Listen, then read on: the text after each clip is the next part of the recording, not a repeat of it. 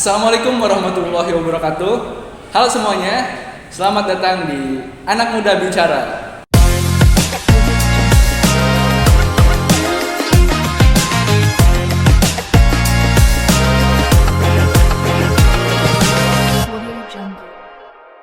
Sebuah podcast yang membahas mengenai dunia pendidikan dengan gua Wahyu, dan di sini kebetulan kita kedatangan bintang tamu dari mahasiswa Untirta.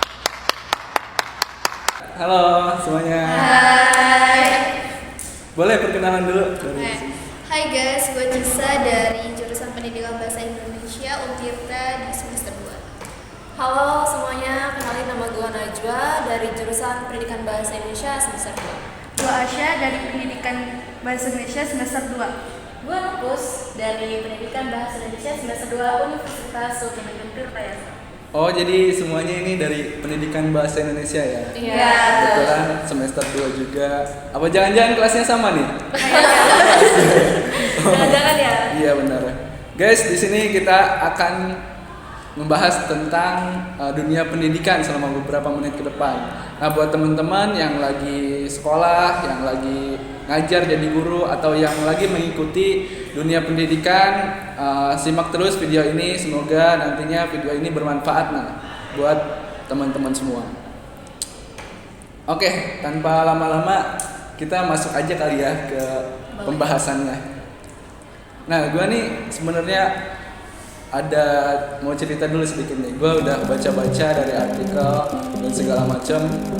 Ada beberapa orang tua di Indonesia yang masih menganggap pendidikan tinggi itu kurang penting gitu. Apalagi orang tua yang masih tinggal di daerah pedesaan dan secara finansial mereka masih berada di menengah ke bawah gitu. Oke, tanpa berlama-lama kita masuk ke pembahasannya aja kali ya. Ya, gue udah baca-baca nih mengenai sebuah artikel. Ada beberapa orang tua di Indonesia yang mereka nih menganggap pendidikan tinggi itu kurang penting gitu, buang-buang uang doang. Dan kebetulan mereka tuh secara finansial berada di posisi menengah ke bawah gitu, dan kebetulan anak-anak mereka itu adalah seorang perempuan. Nah, gimana tuh menurut pandangan kalian? Untuk pandangan gue sendiri terhadap statement kayak gitu tuh pandangan yang sempit ya, karena sekarang banyak banget karir-karir yang luas untuk perempuan. Dan menurut gue pikiran yang kayak ngapain sih perempuan sekolah tinggi-tinggi atau ujung-ujungnya ngurus anak, masak buat suami atau apa. Menurut gue itu enggak banget, karena walaupun kita nggak kerja seperti suami kita atau apa, kita kan pasti nanti punya anak ya. Kita tahu parenting atau pemahaman terhadap anak kita sendiri, dan ya seperti itu. Menurut gue gitu sih. Gimana ya, Teh? Oke, kalau menurut gue sih pendidikan itu investasi jangka panjang ya, bukan hanya tentang mencari pekerjaan saja, tetapi juga untuk pengembangan diri kita gitu. Nah, keterampilan ini juga sangat berguna banget nih bagi kehidupan kita sehari-hari, apalagi untuk mengurus rumah tangga gitu, dan juga suami serta anak-anak kita gitu. Nah, kalau menurut gue pribadi, kuliah itu bukan soal dapat gelar doang, tapi sebagai untuk kita membuat punya pilihan hidup. Jadi ibu rumah tangga tuh boleh, tapi karena itu sebuah pilihan, bukan paksaan atau karena dibatasi. Nah, cewek itu juga bisa bekerja, bisa sukses, bisa bantu keluarga. Justru dengan kondisi pas-pasan, pendidikan tuh makin penting karena bisa menjadi jalan keluar dari kondisi tersebut. Mindset kayak gini tuh udah harus pensiun sih. Kalau menurut gue sih ya, pernyataan kayak tadi tuh perempuan berpendidikan ujung-ujungnya di dapur, itu proposisi yang nggak relevan. Kalau menurut gue sendiri di sini sebagai mahasiswa gitu ya, gue baru semester 2 juga udah berpandangan bahwa kalau kita suatu saat nanti bakal punya rumah tangga. Nah, kita kan pasti punya keluarga, entah itu anak berapa lah, mertua lah. Nah, di situ kita sebagai perempuan, di mana kan kita pasti bakal menjadi guru gitu buat anak kita, menjadi madrasah buat anak kita. Nah, bagaimana kalau perempuan tidak berpendidikan tinggi itu akan menjadi madrasah buat anak kita tuh yang baik gitu. Nah, di sini gue juga berpandangan bahwa sebagai seorang istri perempuan gitu harus pandai-pandai mengambil keputusan dalam rumah tangga gitu kan. Ya gitu sih menurut gue, kayak ya udah penting banget gitu pendidikan, bukan cuma sekedar gelar kayak tadi dibilang Asya, atau yang jangka panjang juga. Iya, gue setuju sih sama pendapat kalian ini. Tapi kan tadi tuh dibilang sama gue, orang tua mereka tuh secara finansial menengah ke bawah gitu, makan aja pas-pasan uang buat makan, apalagi membiayai kuliah yang saat ini biaya kuliah tuh cukup mahal. Itu gimana sih kalau menurut kalian sebagai mahasiswa? Untuk finansial sendiri tuh menurut gue itu alasan yang Klasik banget Iya gitu ya. klasik, soalnya sini kan banyak banget ya beasiswa yang disediakan dari pemerintah, perusahaan swasta. Contohnya kayak kita tahu ada beasiswa unggulan itu dari pemerintah, kita bisa exchange studi ke luar negeri tanpa biaya apapun, dibiayai oleh pemerintah. Terus sekarang ada beasiswa untuk perempuan itu dari perusahaan atau kosmetik yang kita tahu tuh Emina kan. Itu kan tuh perempuan-perempuan, jadi alasan yang kayak gitu tuh kayaknya Bukan menjadi hambatan ya? Iya betul. Kalau menurut saya sih betul ya kata Reva tadi yang sudah dibicarakan, bahwa finansial itu bukan jadi hambatan bagi kita untuk menjenjang pendidikan yang lebih tinggi gitu, karena banyak sekali berita-berita yang menunjukkan bahwa contohnya saja anak UI Universitas Indonesia itu punya rumahnya itu sangat memperhatikan sekali ya di sebelah rongsokan atau tempat pembuangan sampah. Nah itu saja bisa menjadi motivasi gitu buat dia untuk menjadi anak yang berprestasi lebih tinggi gitu. Jadi bukan menjadi hambatan sih kalau finansial menurut saya. Kalau menurut gue tuh ini juga jadi PR pemerintah loh, biar gimana sih kayak program KIP tuh tepat sasaran. Pasti lewat dong di timeline kalian kalau banyak KIP tuh disalahgunakan sama orang-orang yang berkecukupan gitu, bukan disalurkan ke orang-orang yang ekonominya menengah ke bawah gitu. Kalau gue sih entah itu dari ekonominya kurang atau enggak, kalau gue pribadi sendiri memang banyak kasus yang orang itu terhambat pendidikannya karena ekonomi. Nah kalau gue sendiri, walaupun kita ada ekonomi atau enggak, untuk menunjang pendidikan itu kita harus punya prinsip bahwa kita itu harus berpendidikan gitu, entah bagaimanapun caranya. Nah kalau kita emang ekonominya di bawah gitu, kita harus ada inisiatif sendiri, entah itu kita cari pekerjaan kecil-kecilan yang bisa sambil kuliah. Kita tuh kuliah tuh bukan full 24 jam, kita juga punya waktu, punya ruang untuk mengembangkan diri gitu. Kan dari kita bekerja bisa mendapatkan mendapatkan penghasilan, selain itu juga kita mendapatkan wawasan gitu kan. Nah buat teman-teman juga bisa sih sambil kuliah sambil jadi influencer. Nah banyak kan sekarang tuh kayak yang pekerjaan yang umum tuh kan banyak tuh udah kayak platform yang menyediakan pekerjaan gitu. Iya sih, sebenarnya banyak sekali peluang ya. Yang penting ada kemauan dari kitanya. Sebenarnya pemerintah tuh udah baik banget sama kita ya, menyediakan berbagai beasiswa gitu untuk kita ikuti. Yang penting kitanya ada kemauan gitu. Tinggal diri kita sendirinya ya. Nah itulah masalah finansial tadi ya. Nah beralih ke topik berikutnya ya. Mungkin kalau menurut gua ya, ini kita nih sedang berada di zaman yang unik teman-teman, yang dimana informasi itu bisa diakses dengan mudah. Dengan beberapa detik saja kita mudah mendapatkan informasi. Nah anak-anak zaman sekarang ya, ketika belajar mereka tidak hanya mendapatkan informasi pembelajaran dari buku saja gitu, akan tetapi mereka bisa mudah mendapatkan informasi atau materi-materi dari platform media digital. Nah menurut teman-teman nih ya, platform media digital itu apakah membantu mereka atau bahkan sebaliknya gitu, menjadi bumerang bagi mereka yang membuat mereka malas-malesan gitu karena dimudahkan dengan adanya platform digital ini. Gimana tuh tanggapan teman-teman? Oke, kalau menurut saya sih sebenarnya kalau misalkan kita menggunakan media digital itu ada plus dan minusnya ya. Iya. Nah, yang menjadi manfaat untuk media digital ini yang pertama itu kemudahan akses yang bakalan kita terima gitu, yang bakalan kita jangkau. Contohnya ketika kita melakukan presentasi di depan kelas, kita menggunakan media pembelajaran gitu berbasis PowerPoint gitu, yang bisa menyediakan materi-materi gitu untuk yang lainnya. Lalu kalau misalkan faktor-faktornya itu, yang pertama itu ada ketidakrelevanan materi yang kita dapatkan dari internet contohnya. Banyak ya iya, banyak yang tidak relevan gitu. Menurut saya seperti itu.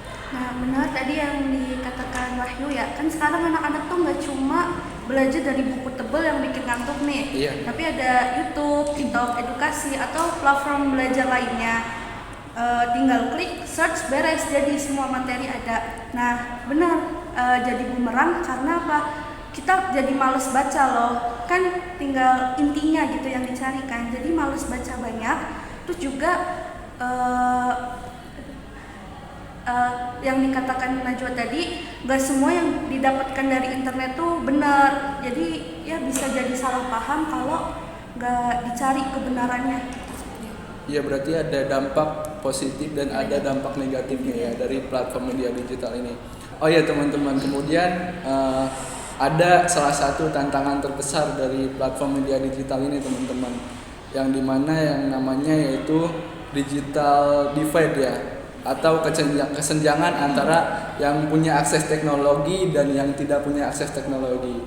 Mungkin anak-anak di kota-kota besar itu sangat mudah gitu untuk mengakses teknologi pada saat ini. Akan tetapi bagaimana nasib dari anak-anak yang tinggal di pedesaan gitu? Sinyal aja susah gitu kalau di pedesaan tuh. Itu gimana menurut teman-teman kesenjangan seperti itu tuh? Kalau pandangan gue ya, kita di desa terpencil tuh ini minim internet, beda gitu antara kota dan desa. Nah kalau menurut gue itu tuh emang bener ya teman-teman, kita banyak banget berita yang di daerah ini kurang gitu internetnya, dan dari sini juga kurang, apalagi kayak semacam daerahnya Papua gitu kan. Iya benar. Waktu itu gue lihat video anak Papua, dia pensilnya patah, nangis dia. Nah di situ kita kayak tertampar juga. Di situ kan dia sulit banget buat mengakses pelajaran gitu. Tapi di situ dia dengan giginya gitu, hanya sebatang pensil yang patah aja dia nangis. Dia pulang, dia serut, lalu dia balik lagi ke sekolahnya. Nah di situ tuh kita bisa tahu gitu bahwa akses yang kurang ini bisa juga menghambat, tapi kalau diri kita yang emang benar-benar gigih gitu kan, kita bisa jadiin itu tuh kita lebih giat gitu. Jadi kita tuh yang di desa sama yang di kota ini beda, kita tuh bakal lebih tahu gitu ketimbang yang di kota. Maksudnya lebih tahunya itu tanda kutipan, kita lebih tahunya secara langsung bukan dari internet gitu. Kalau menurut gua adanya kesenjangan digital ini sebenarnya masih banyak solusi-solusi yang harus kita kita dapatkan. Mungkin dari pemerintah adanya subsidi komputer atau apa, tapi toh kemarin ada berita tentang korupsi. Nah, betul.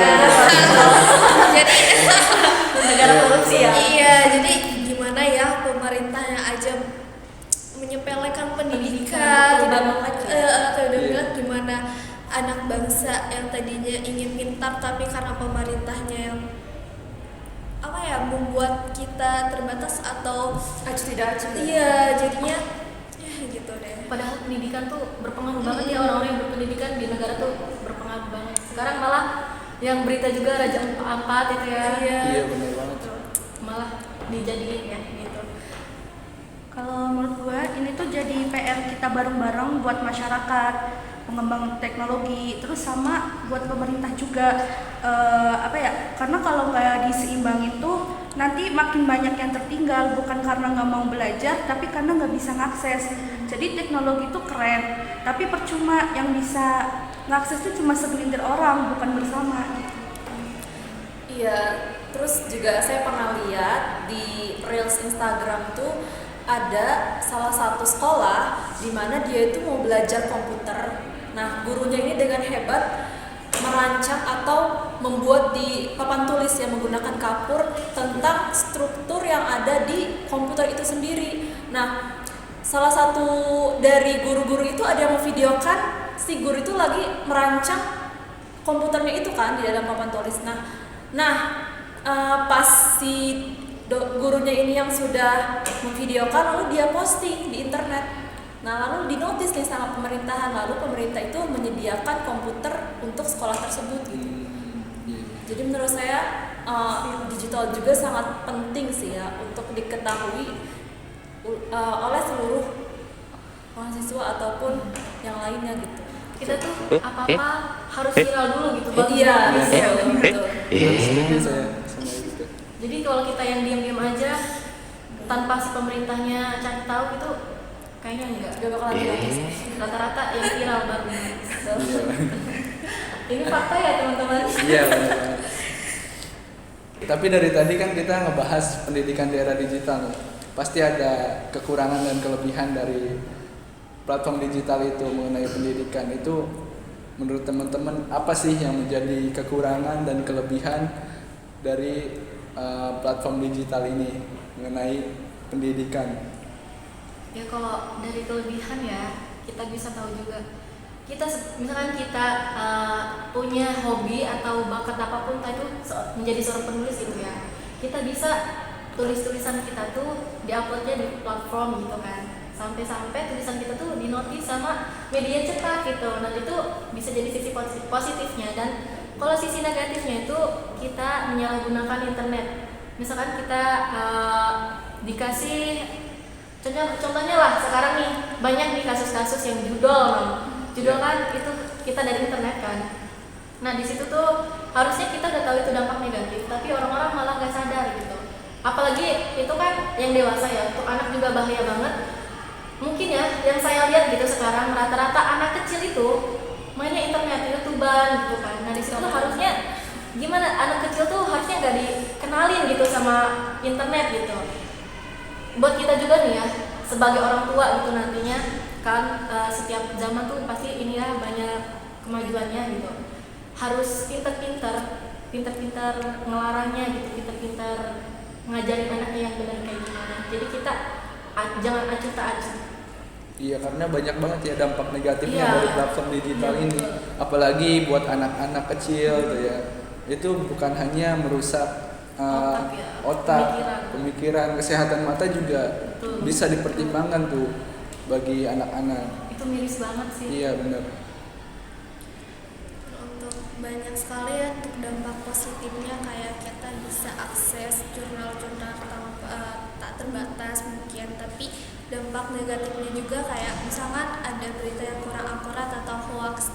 Nah, lagi-lagi itu buat diri kita sendiri karena kita harus memahami dulu sebelum menggunakan biar kita tidak terjerumus ke hal yang negatif gitu sih.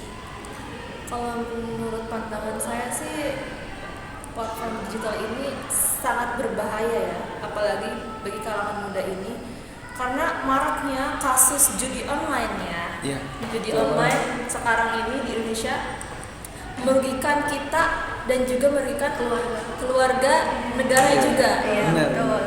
Karena dari kita mengakses platform digital ini nih ya, kita scroll nih ya, aduh apa ini kayaknya seru, pas dicoba ketagihan sampai dia rugi gitu kan.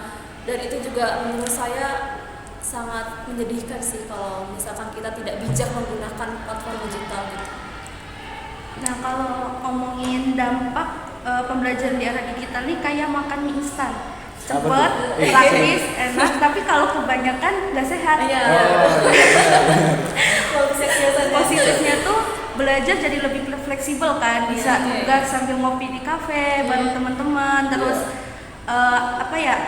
akses materi tuh banyak banget, bisa dari YouTube, podcast kayak kita kan, podcast kita, terus dari platform edukasi lainnya. Iya. Tapi negatifnya tuh juga banyak, kayak misal terlalu banyak distraksi kayak nugas tapi scroll TikTok dulu, Iya. katanya 5 jam gitu. Kalau nggak malah mabar sama teman gitu Iya. kan. Terus juga jadi kurang fokus, nyepelein gitu, gampang nanti tinggal search, nanya AI, nanya ini gitu sih. Iya benar. Jadi kayak pisau, kalau digunain bener ya bagus, kalau sembarangan berbahaya. Jadi ini pelajaran banget nih teman-teman. Jadi sebisa mungkin, sepintar mungkin kita menggunakan internet, akses internet gitu. Iya benar, karena banyak dampak positifnya dan banyak juga dampak negatifnya ya. Tinggal kita aja gitu ya, Iya. cara pakainya kayak gimana. Iya. Perlu diingat juga sih teman-teman, kalau teknologi itu hanyalah alat, gimana efektivitasnya tergantung siapa yang memakainya. Iya. Seperti itu. Tapi menurut teman-teman nih, untuk meminimalisir dampak negatifnya itu terjadi, itu bagaimana sih? Kalau untuk meminimalisir dampaknya itu, di situ tuh kita ada kunjungan ke badan bahasa, ke kantor bahasa lah. Di situ tuh kayak beliau tuh ngejelasin perbedaan antara pendidikan yang sekarang sama yang dulu gitu. Nah, buat kita yang sekarang udah campur banget gitu sama media, sama internet gitu. Buat kalian tuh banyak baca buku gitu, karena buku itu bukan cuman bukan sekadar dibaca udah gitu, bukan gitu. Jadi kita harus banyak baca, harus banyak memperkaya pengetahuan gitu, karena si buku yang kita baca ini jangan cuma dibaca, harus kita serapi gitu. Kalaupun bisa gitu kita catatlah di mana di HP kan ada ya catat-catatan di digital tuh.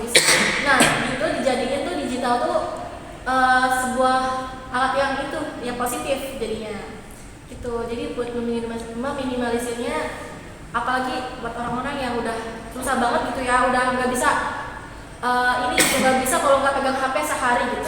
Nah kita biasain lah sendiri gitu. Pasti kan ya apalagi gadget gini kan, pasti HP gitu. Pun bangun tidur juga pasti yang dicari apa HP ya kan. Nah yaudah di situ tuh kita harus benar-benar coba kita biasain aja 1 hari, 2 hari, 3 hari sampai 7 hari gitu.